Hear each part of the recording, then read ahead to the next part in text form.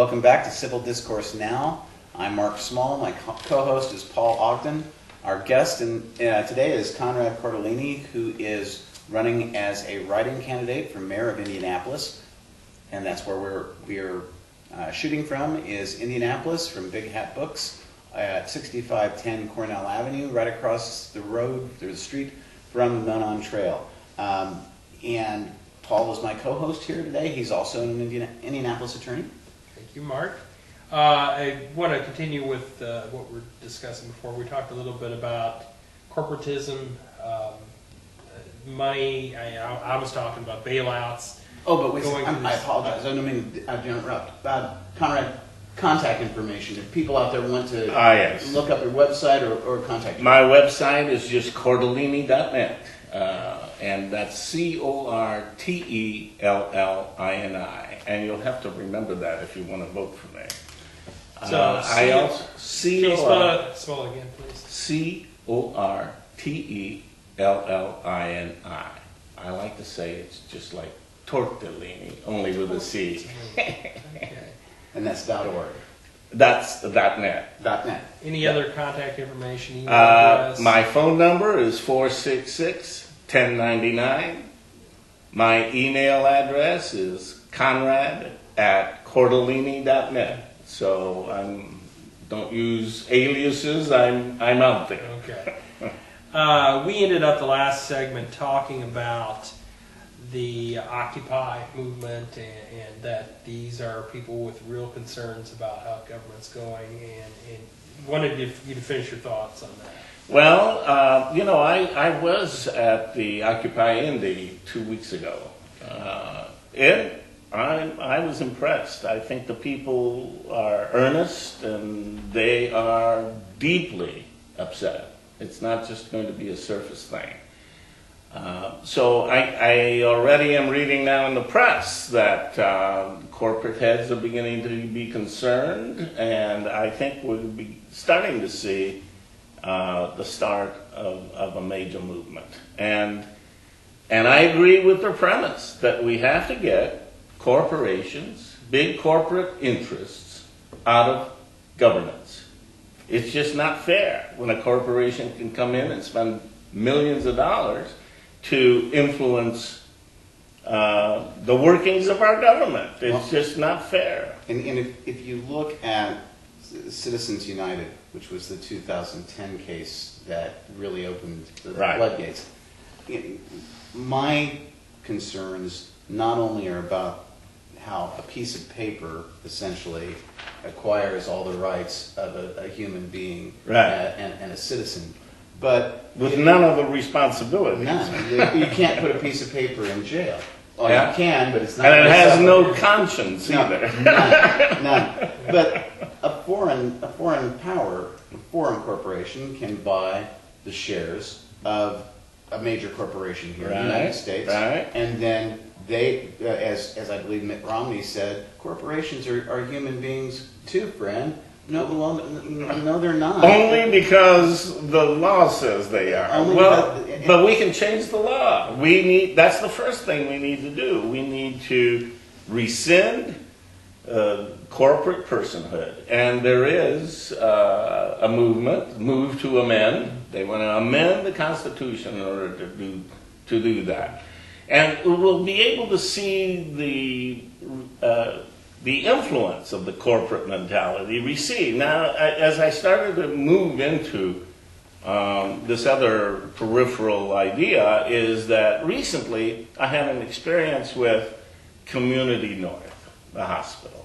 And, we have a problem with our medical system. Well, you go there and they make it feel like a luxury hotel. I've seen it. Yeah, it's phenomenal. I mean, it's luxurious. They have valet parking. That's important, I think. I think that's very important for healthcare. Here's the problem. Yeah, the only people that they service, though, are people that have insurance. Yes. Okay? So the hospitals are getting to be huge corporations catering to people that have money or have insurance.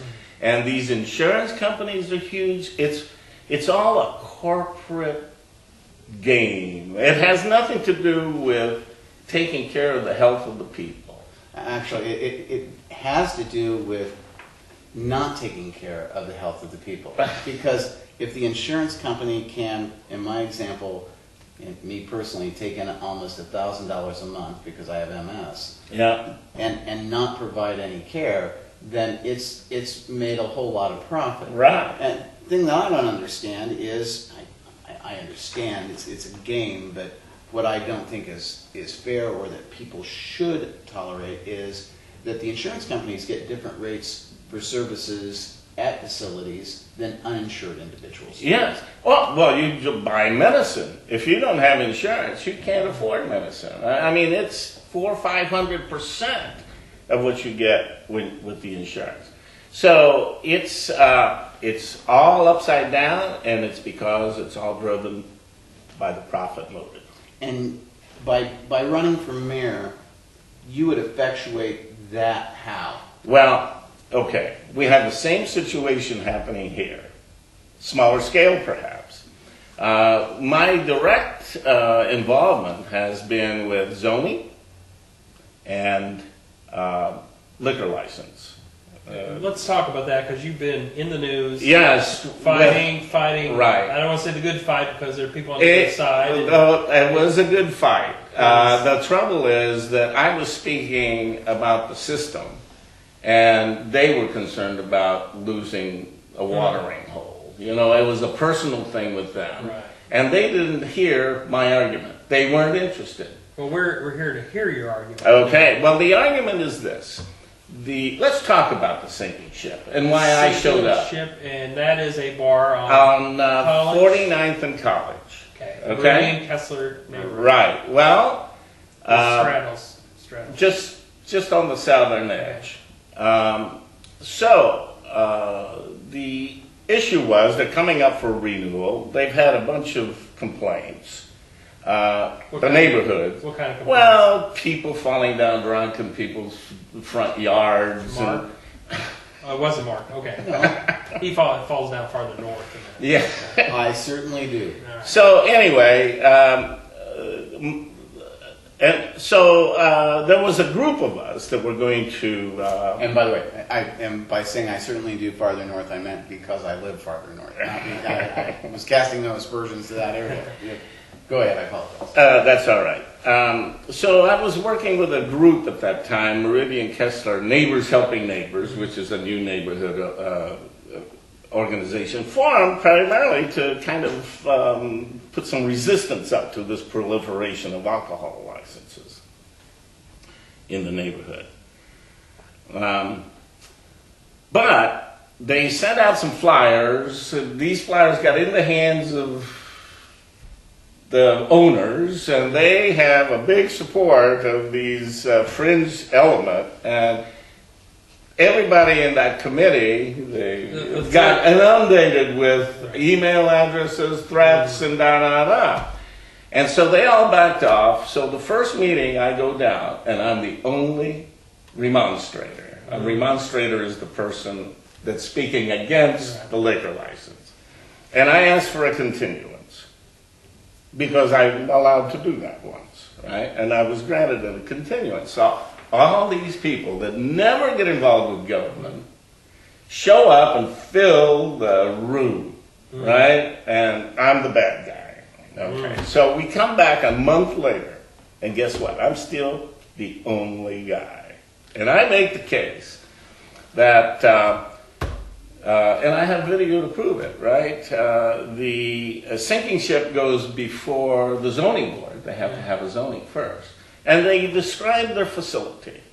It's going to be a family restaurant with a separate place for the drinking with, the proper separation, and they're going to be closed no later than midnight. Well, a year later, when they open up, it's a grunge bar, no kids allowed, and they're going to serve till 3:30 in the morning, right? It's completely changed in character. So I'm saying to the liquor board, here we, the citizens, get told it's going to be this, and by the time it opens up, it ends up being this. Well, of course, the story is, well, that's zoning. This is the alcohol. We don't really keep track of what they told them. You see what I'm saying? The government is so convoluted that it doesn't really want to be transparent. Because here's the thing. The ATC, the state organization, the Alcohol Tobacco Commission, if you go on their website... Did they replace the ABC? Alcoholic Beverage Commission? I don't know. Well, the ATC is the state agency, and then you have the local Marion County Alcohol There Beverage used to be an agency. board. I know what you're talking about. Yeah. Because that was when I was at DePaul, we'd get a call from somebody in Indianapolis and say, ABC's in town, don't go to the bars, but that was an advantage of going to DePaul. Never mind, I'm sorry. Yeah. And the statute of limitations run on that. So, go ahead. Okay. You go on their website, the state agency, and it tells about, here's what we are and here's what we do. Number one is we protect the morals of the community. Number two is we regulate. And number three, we raise revenues. Guess, I think they need to kind of invert that. Because if you ask them, well, what are you doing to protect the morals of the community? I asked that to Officer Ray, who is an excise officer that is on the local board. Liquor board. The liquor board. And he had nothing to say. Nothing to say. And the answer would be, well, some more booze. We need some more booze. Well, but Nancy Beals of the Drug-Free Marion County, it's a not-for-profit organization. She's a great researcher. And she's done a lot of research and brings this information to the hearings that absolutely says, unqualifyingly, that as a community acquires a higher density of alcohol outlets of any kind, whether they're drugstores, liquors, or bars, or restaurants, crime goes up and alcoholism goes up. And, when you take a look at it, is that the fact is that alcohol is a hugely profitable industry, billions of dollars. But the treatment of alcohol nationally also is billions of dollars to affect. So again, it's that the revenue, and it's going to get worse because times are not, the recovery is an illusion. We are headed for a period of contraction in our nation and in our city, and we should be planning for that, not to continue to perpetuate this growth model that has brought us to the precipice. So you're not in favor of getting a Major League Baseball franchise for Indianapolis? No, I'm not. I'd rather not discuss the sports.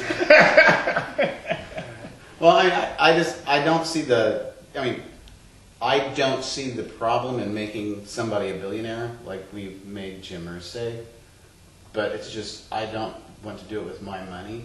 Uh-huh. And I know, I don't mean to sound like a hypocrite, but I cheer for the Colts, but I figure I'm paying for them.